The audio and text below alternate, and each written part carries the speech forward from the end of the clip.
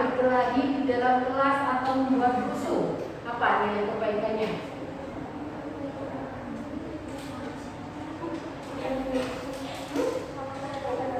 Saling menghargai, saling menghargai.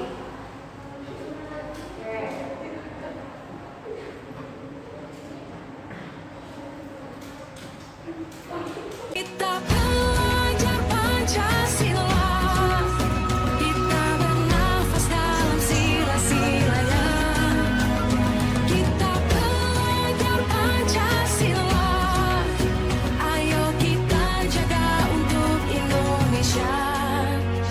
Bersatu dalam perbedaan, berpegang tangan dan berlari. Singkirkan egomu, oh kawan, demi negeri ini. Jadilah generasi emas, cerdas berkarakter itu kita. Berjuang dan harus berani, kita terus torehkan prestasi.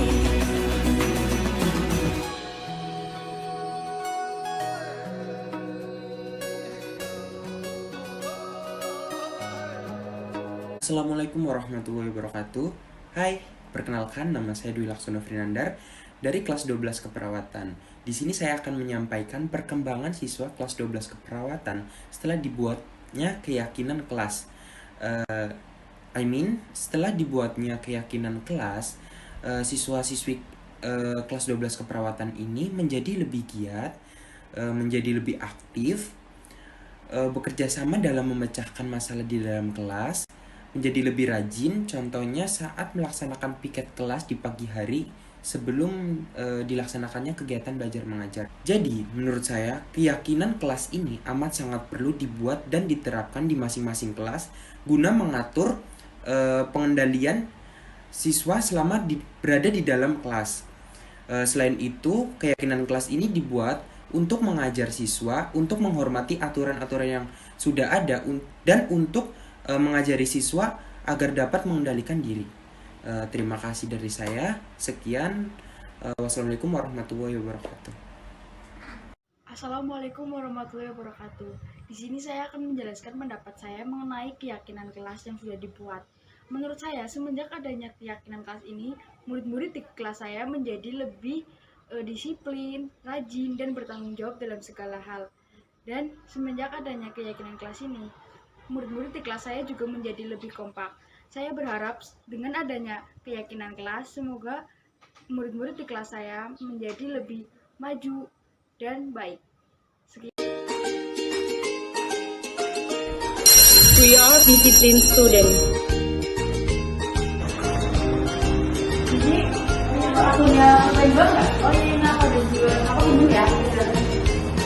We are responsible students. We are students who respect each other. We are diligent students. We are students who can work together. We are Pancasila students.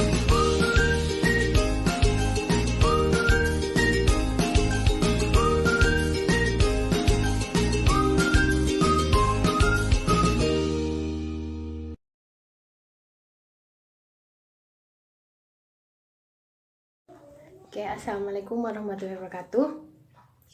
Setelah saya melakukan aksi nyata budaya positif, saya merasakan semangat dan saya mempunyai harapan yang baik untuk memperkuat peserta didik menjadi profil pelajar Pancasila. Ada beberapa perubahan yang saya rasakan selama menerapkan keyakinan kelas di dalam kelas, antara lain yang pertama, peserta didik menjadi lebih aktif, mereka menjadi lebih bersemangat ketika pembelajaran, terus juga mereka tidak takut salah ketika mereka mengkomunikasikan hasil diskusi mereka di depan kelas. Selain itu juga mereka lebih bertanggung jawab terhadap apa yang sudah menjadi tugas mereka. Nah, untuk perbaikan implementasi kedepannya, yang akan saya lakukan adalah menggali potensi terbaik peserta didik dan memperkuat karakter mereka agar mereka menjadi pelajar dengan profil pelajar Pancasila. Terima kasih.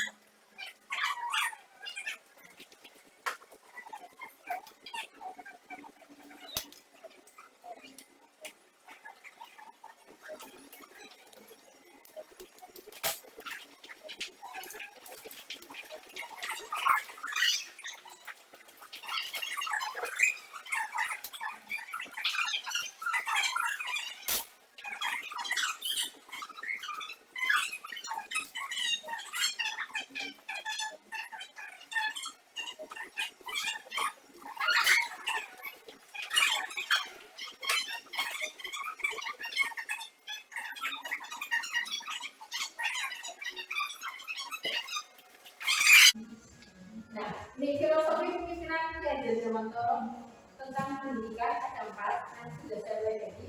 Pendidikan itu yang pertama menuntun anak, yang kedua karakteristik anak yang beragam, 3 pendidikan itu membangun anak, dan yang 4 pendidikan itu mampu menjadikan budaya Indonesia sebagai sumber belajar. Saya mau jelaskan satu-satu. Pendidikan itu menuntun anak. Maksudnya menuntun di sini adalah apa? Iya, mengarahkan anak apa yang benar agar anak mampu mencegah, yaitu tidak terkait dengan orang lain atau tetapi mampu bersadar atas kekuatannya sendiri. Menuntut anak. Jadi kalau menurut Ki Hajar Dewantara, anak itu bukan tabula rasa atau bukan seperti kertas kosong yang bisa kita isi dengan sesuatunya. Tetapi anak itu sudah mempunyai garis-garis dasarnya dan kita sebagai pendidik wajib untuk menebalkan garis-garis baik yang ada pada anak. Misalnya dengan karakter anak yang baik. Ini contoh kegiatan yang sudah saya lakukan selama KPM adalah sebelum memulai pelajaran seperti biasa ya, berdoa, berlatih dan berdoa. Nah, biasanya kalau yang ibu lakukan doanya diam. Komunikasi tak ya. Saya mencoba anak maju secara bergiliran ke depan dan doanya itu diucapkan sehingga anak mampu fokus dengan apa yang menjadi doanya. Menuntun anak ke arah yang lebih baik, artinya mendidikan karakter lebih baik. Yang kedua, karakteristik anak yang beragam. Kita tahu ya Bapak Ibu ya. Bahkan di sini pun karakteristik Bapak Ibu juga beragam dengan segala keunikannya. Anak juga sama, mempunyai karakteristik yang beragam. Gimana kita sebagai pendidik mampu mengoptimalkan potensi yang terbaik yang ada pada diri anak. Gitu. Kalau saya ini di pembelajaran, kalau KPM ini menggunakan diskusi kelompok atau cooperative learning. Ketika anak di dalam kelompok, anak bisa mengenal temannya, bisa menghargai pendapat, terus juga mampu berbagi diri, berkolaborasi bersama. Ini mengenal potensi yang ada pada anak. Contohnya, ketika meminta membuat teks deskriptif, dia ada kayak gambarnya boleh di print, boleh. Gambarnya boleh digambar secara manual juga boleh. Jadi kan anak yang hobinya menggambar akan muncul potensinya seperti itu.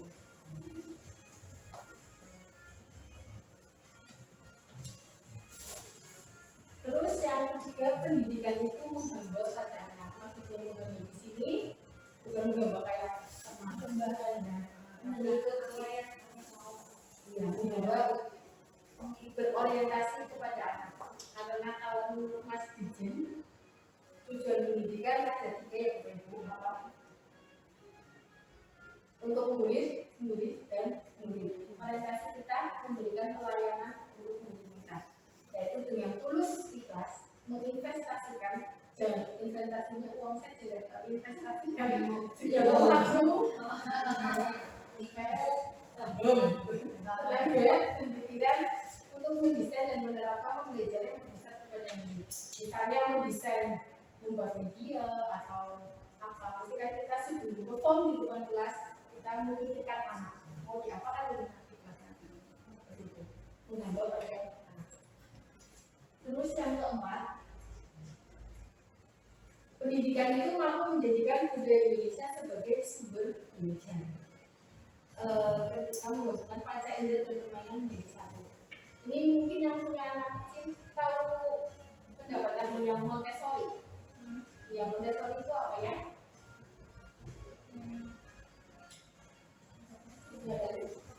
Yang menghidupkan panca indera. Ya kan? Kalau Sophie, kemudian terus, pokoknya panca inderanya dihidupkan. Terus kalau Froebel itu pendidikan itu permainan. Nah, kalau menurut kalian sebetulnya Indonesia juga punya Montessori atau Froebel, maksudnya sudah punya budaya sendiri yang bisa dijadikan sumber belajar. Kayak misalnya di kegiatan di taman siswa ya, itu ada yang namanya jamban, terus menyulam. Ya, itu membuat anak menjadi lebih terampil, terus telaten, seperti itu. Coklat, bermain coklat juga sama. Terus kalau yang bahasa Inggris misalnya tuh di narrative text itu kan biasanya yang pertama membuat cerita Snow White atau apa namanya Cinderella kan. Di sini diminta untuk menghidupkan kearifan lokal. Misalnya dengan membuat teks The Legend of yang apa namanya itu yang jangan boleh ya sepertinya kearifan lokal atau misalnya di proses teks apa ya cara membuat telur asik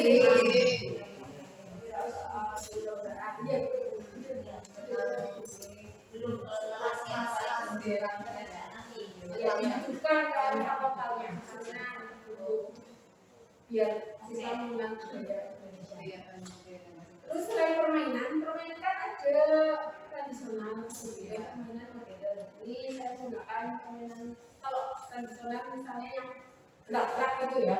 Saya gunakan whisper game atau bisik-bisik, permainan bisik-bisik gitu ya. Kalau yang ini pakai puisis, ada yang sudah pernah mencoba puisis dengan menggunakan IT. Nanti di sesi selanjutnya saya akan puisis. Intinya di dalam kelas itu membuat anak senang mungkin. Jadi anak itu nggak terasa kalau mereka sedang belajar, bermain sambil belajar. Bahagia. Nah, dari semuanya itu diharapkan visi guru itu mampu membuat murid menjadi murid dengan profil belajar Pancasila. Ada 6 pilar. Yang pertama beriman, bertakwa kepada Tuhan yang Maha Esa dan berakhlak mulia. Beriman kepada Tuhan maupun sesama, alam maupun negara. Ya. Yang kedua berkebinekaan global. Membuat siswa mengetahui multikultural ya, sosiokultural. Sosiokultural maksudnya berwawasan global, berkebinekaan global, mampu bersosialisasi. Terus yang ketiga mandiri. Mandiri itu berarti membuat anak mampu meregulasi diri sendiri, mampu misalnya pilihan apa ini dan dia mampu bertanggung jawab atas pilihan yang dia buat, mampu meregulasi diri sendiri. Yang keempat bergotong royong, bekerja sama, kolaborasi, tidak mungkin sendirian. Bapak Ibu juga sama kan kalau misalnya bekerja tidak mungkin bisa diselesaikan sendiri, butuh bantuan orang lain. Bergotong royong. Yang kelima bernalar kritis. Yang kita tahu sekarang eranya teknologi, ya kan? Informasi itu banyak sekali berkembang dengan sangat pesat. Contohnya baru buka WA atau Telegram, infonya sudah banyak sekali. Nah, kita itu harus mampu membuat anak bernalar kritis dengan informasi yang informasi yang didapat dari anak.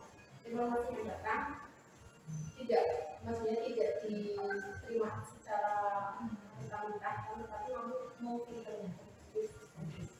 Terus yang terakhir yaitu kreatif, mampu membuat karya, inovasi. Profil pelajar Pancasila itu yang digaungkan oleh Mas Nuri. Terus selanjutnya, nah, caranya gimana untuk membuat anak menjadi profil pelajar Pancasila, yaitu dengan menerapkan budaya positif atau kebiasaan positif di lingkungan sekolah. Bisa menggunakan dengan IAI, memilih apresiatif. Kalau biasanya kita itu ada masalah, kita cari solusinya, betul tidak? Kalau di IAI itu apa sih kekuatan yang ada di sekolah? Hal positif apa yang ada? Nah, kita optimalkan hal positif itu sehingga kelemahannya itu menjadi tersamarkan. Intinya fokus pada kekuatan positif.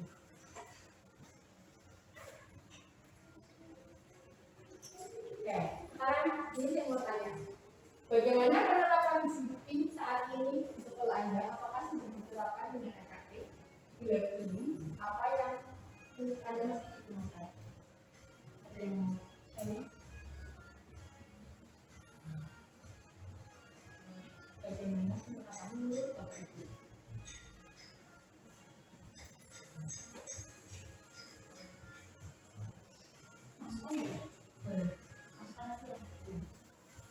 Kalau saya sih pengennya ya, sampai waktu saya ini setiap sebelum pembelajaran, mereka anak masuk dulu. Kan biasanya di depan itu ada BK atau kalian sekarang yang itu Satgas Covid. Ya itu Satgas Covid. Terus kan apa ya, nanti kalau anaknya telat atau yang lagi berapa menit itu dikasih, kalau yang cuma 10 menit apa ya, arahannya apa, yang 20 menit apa, itu kan berarti berhubungan dengan disiplin. Mereka yang mengatakan dia maksudnya konten. Terus habis masuk tekniknya ada kayak pembacaan Asmaul Husna, karakter ya, teknik tapi itu belum bisa diterapkan di sini. Jadi guru bagaimana bisa menerapkan di sini. Terus kalau berarti kayak doanya apa, saya bisa lakukan itu. Tapi yang memimpin itu kayak berdiri, karena kan maksudnya apa, diusahakan berdiri kan, kalau kurang juga sama baca surat apa, ya kan? Terus doa apa, berdiri. Terus kalau masalah masuk dan pulang. Terus kalau yang izin itu bagaimana caranya, tadi siapa, ada bukunya apa tidak, apakah harus BK atau gimana? Jadi intinya harus ada penguatan pendidikan karakter dari anak maupun dari pendiri. Kalau saya pastinya menurut Oke, thank you. Ada yang lain lagi?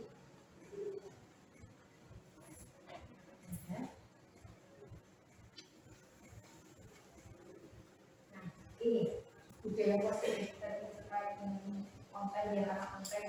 Sekarang saya tanya ke Bapak Ibu, menurut Bapak Ibu guru di sini yang sering berangkat awal siapa? Bukan saya. Oh ya.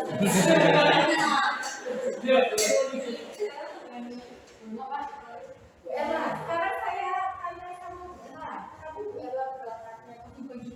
Kamu kan sudah terbiasa. Kenapa hal itu menjadi terbiasa?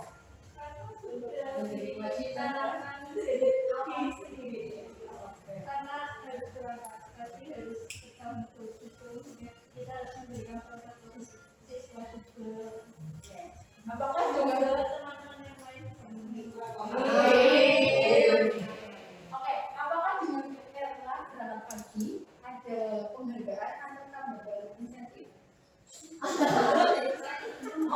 Pengajaran bagaimana? Apakah dengan berangkat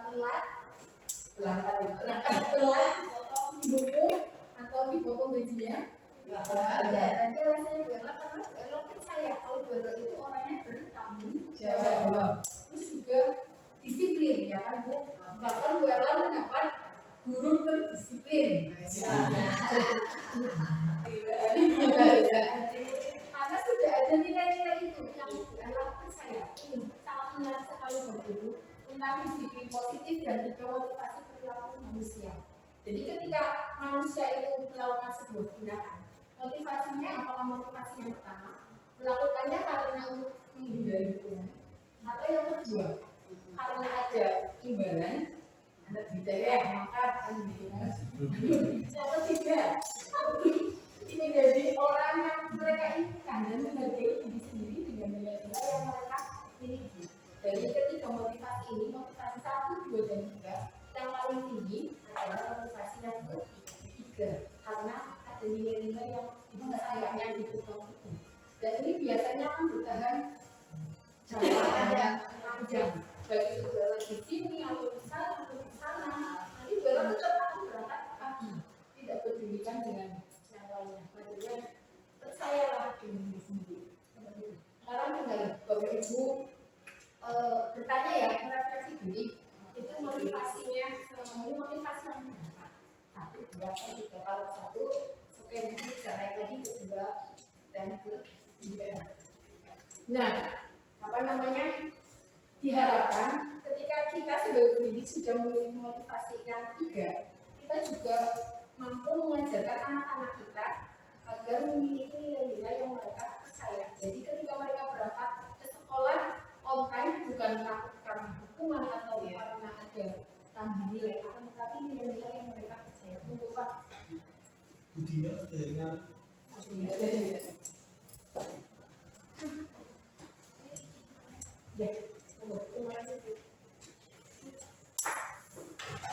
Yaitu dengan cara membuat keyakinan kelas.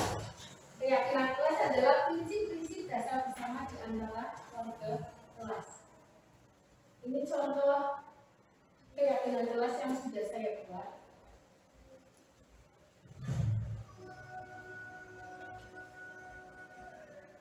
Pertama kan diminta menulis peraturan kelas. Mau apa sih? Misalnya datang tepat waktu atau mengerjakan tugas tepat waktu.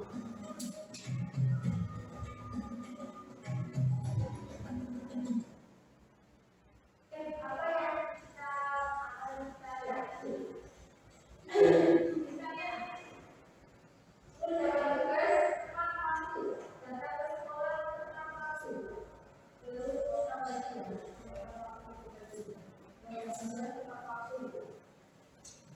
Itu apa?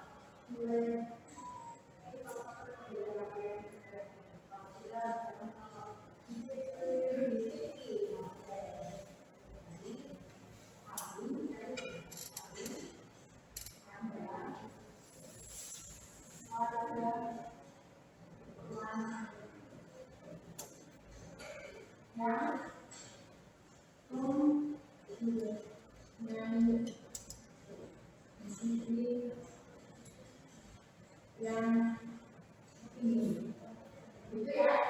Kami adalah kelas yang mempunyai disiplin yang tinggi. Jadi kalian yakin bahwa kalian itu punya nilai disiplin yang tinggi. Salah satu contoh aturannya tadi, kalau aku tidak di sekolah menjaga tugas tepat waktu.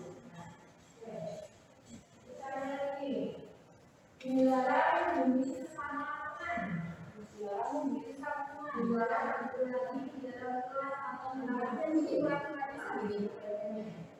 Dan juga kesepakatan kelas ya, pilih apa yang kita percaya.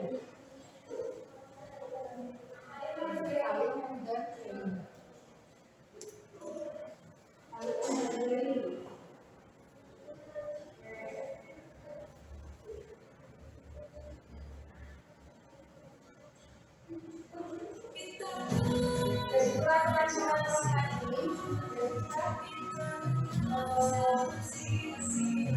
Ini yang terbaca. Mulai dari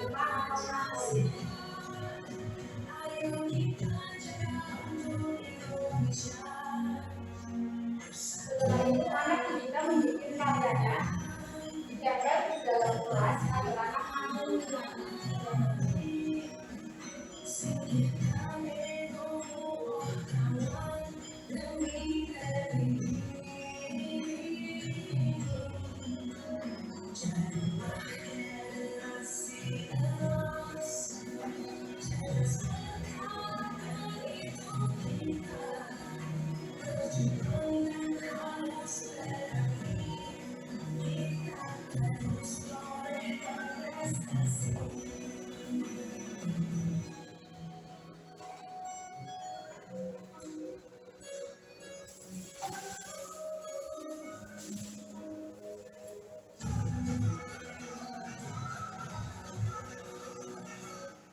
tadi proses pembuatan keyakinan kelas.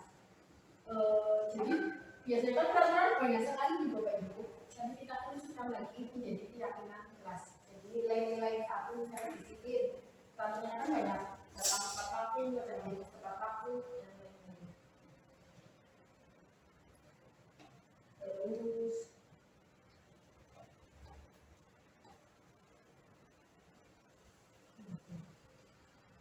tentang ini kebutuhan dasar. Kira-kira tidak Bapak Ibu?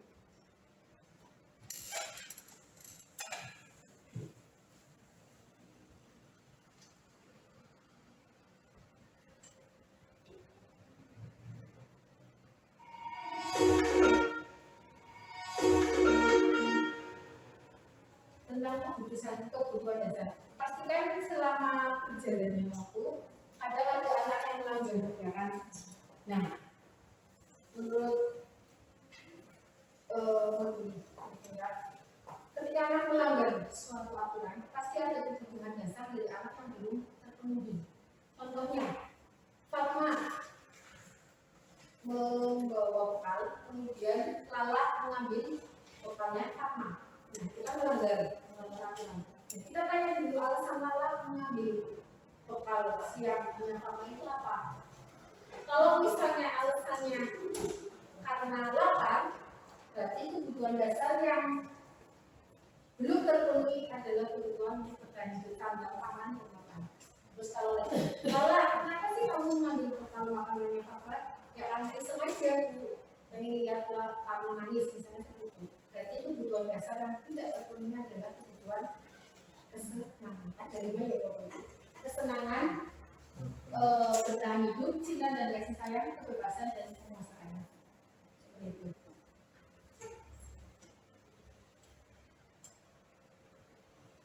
Nah, ini bisa menggunakan 5 posisi kontrol guru. Yang pertama sebagai pendukung, pembuat orang merasa bersalah, teman, motivator atau pemantau atau manajer. Kalau pendukung, sering lihat Bapak Ibu posisi kontrol guru sebagai pendukung. Contohnya gimana? Telat lari di dokter atau telat membersihkan ruangan, itu sebagai pendukung.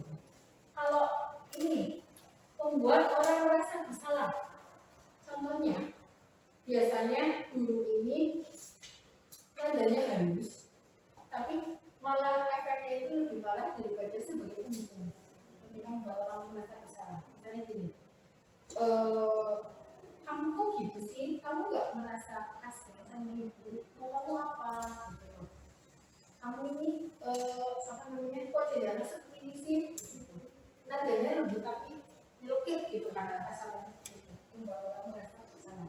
Dan ini yang berbahaya karena bisa membuat anak self-talk berdialog dengan diri. Oh saya itu anak yang ini, saya orang tua, saya orang cucu, dan menguatkan karakter yang terbaik pada anak. Ini posisi kontrol sebagai membuat orang merasa bersalah. Atau yang ketiga ini posisi sebagai teman. Ada mungkin yang ibu-ibu yang posisi sebagai teman. Gimana sih, bro, gitu kan? Adanya dengan teman. Monitor, misalnya ada aturan, ada konsekuensinya. Ketika kamu melanggar aturan, konsekuensinya ini. Hanya menunjukkan aturan ini, konsekuensinya ini. Anak bisa refleksi sendiri. Atau yang kelima sebagai manajer. Dari kelima posisi kontrol ini yang paling tinggi dan yang paling baik adalah posisi kontrol sebagai seorang manajer, yaitu mampu berkolaborasi dengan siswa untuk mencari solusi atas kesalahan yang sudah dilakukan oleh siswa. Bisa menggunakan dengan ketika siswa salah ya, menggunakan segitiga restitusi. Di BK diajarin segitiga restitusi.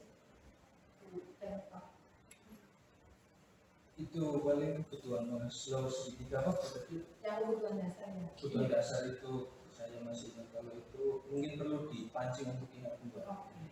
Segitiga restitusi itu 8 ya. Yang pertama ada 3, menstabilkan identitas. Jadi ketika anak salah saya bertukar, ibu nggak mau cari yang siapa yang benar atau yang salah, stabil identitasnya. Soalnya kalau anak merasa dia bersalah, nanti anak itu akan fokusnya pada kesalahannya, bukan solusi apa yang bisa mereka perbaiki. Jadi distabilkan identitasnya. Terus yang kedua, validasi tindakan yang salah. Misalnya dia ini salah, ya manusiawi, orang seperti kamu pasti ketika melakukannya pasti punya alasan. Gitu. Itu validasi tindakan yang salah. Terus yang ketiga, dengan menanyakan keyakinan. Biasanya kalau keyakinan kelas kita bikin di awal semester maupun di awal tahun ajaran baru. Yang kita misalnya anak nggak membelokkan gurunya ya, itu kan anak melanggar aturan atau melanggar kesepakatan kelas. Nah, kita tanya, kita waktu di awal semester meyakini apa? Sikap saling menghormati. Kemarin kamu sama misalnya ini gimana? Ya dulu saya salah, anak merefleksi diri. Nah terus apa yang akan kamu lakukan? Solusi apa yang bisa kamu perbaiki? Kita apa yang namanya mendorong ya dengan pertanyaan agar anak mampu mencari solusi atas kesalahan. Itu tiga restitusi. Nah sekarang saya minta Bapak Ibu untuk membuat 4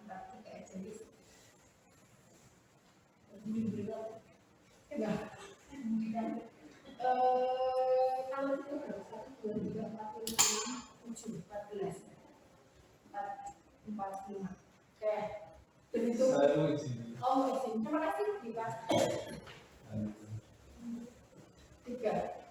Itu salah satu juga. 1, 2, 3, 1, 2, 3, 1. Ayo ya, silakan ngomong 1 sama 1. 2.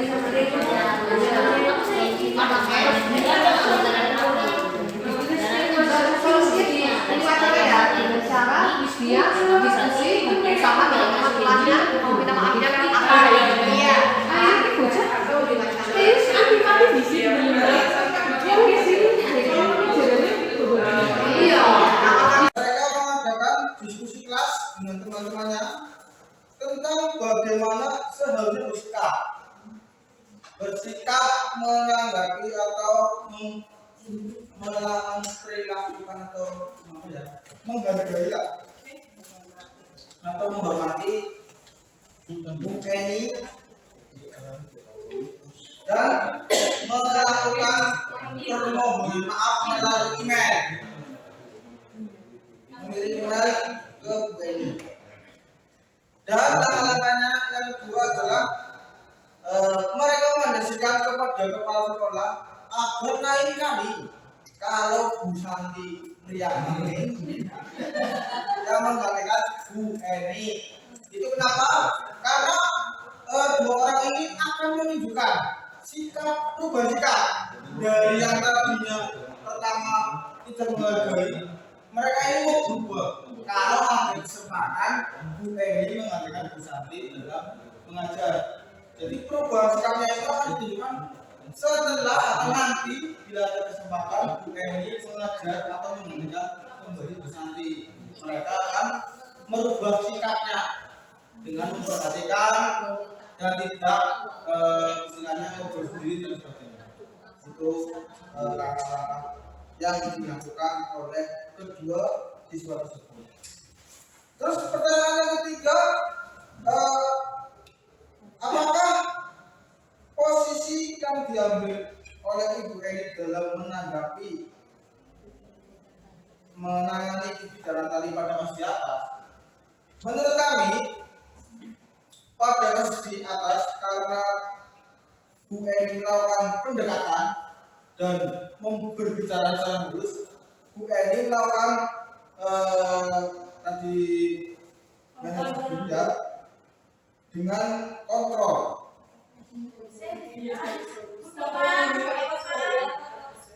Ada 5 kontrol guru, dan selama ini saya sendiri juga selaku bimbingan konseling itu seringnya hanya sebagai penghukum.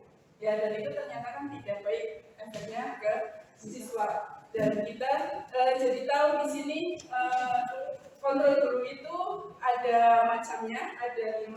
Yang pertama tadi ada penghukum, ada pembuat merasa bersalah, ada teman, terus ada yang keempat ada monitor, yang kelima itu ada manajer. Dan ternyata yang baik itu manajer, ya, yang win-win solution. Kita menanyakan bagaimana solusinya ketika siswa merasa melakukan kesalahan, dan ini yang harus diterapkan saat ini dan seterusnya di sekolah kita supaya siswa kita dapat menjadi lebih baik lagi.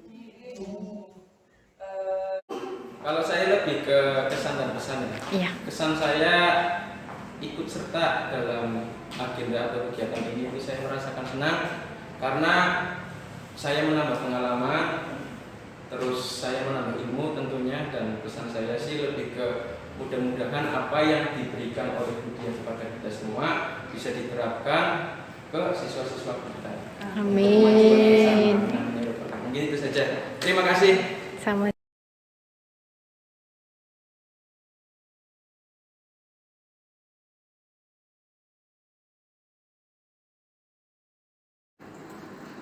Assalamualaikum warahmatullahi wabarakatuh. Saya Anus Susilo S.Fam PT selaku Kepala Sekolah SMK Bakti Wisada Brebes akan memberikan umpan balik untuk CGP atas nama Budia Nur Afniatun. Yang pertama, aksi nyata yang sudah dilakukan oleh CGP Ibu Diah Afniatun, program guru penggerak, yaitu pembelajaran yang menyampaikan seperti games, diskusi kelompok untuk anak-anak. Hal itu membuktikan agar anak-anak tidak bosan dalam selama pembelajaran. Selain itu, keyakinan kelas yang sudah dibuat oleh anak-anak, karya mereka dalam beberapa kreatif menjadikan mereka lebih kreatif dan mandiri. Yang kedua, ada perubahan yang saya lihat pada proses pembelajaran yang dilakukan oleh Budia Afniatun, lebih aktif dalam membuat pembelajaran, berpusat pada murid, dan lebih membuat karakter pada murid. Misalnya pembacaan doa sebelum pembelajaran yang dilakukan secara bergantian oleh murid di depan kelas. Perubahan yang terjadi berikutnya bertanggung jawab terhadap apa yang sudah menjadi tanggung jawabnya. Selain itu, murid juga senang dan bahagia sama proses pembelajaran. Mereka juga lebih berkreatif, berkarya. Karya yang dibuat bermacam-macam, tergantung bakat murid sendiri. Misalnya bentuk video, poster, dan gambar. Yang berikutnya yang perlu ditingkatkan oleh Budia adalah kemampuan untuk menginspirasi guru-guru lain agar praktek pembelajaran yang baik yang sudah dilakukan bisa ditiru dan diaplikasikan oleh rekan guru di sekolah kami SMK Bakti Wisada. Terima kasih Pak, dan tetap semangat. Wassalamualaikum warahmatullahi wabarakatuh.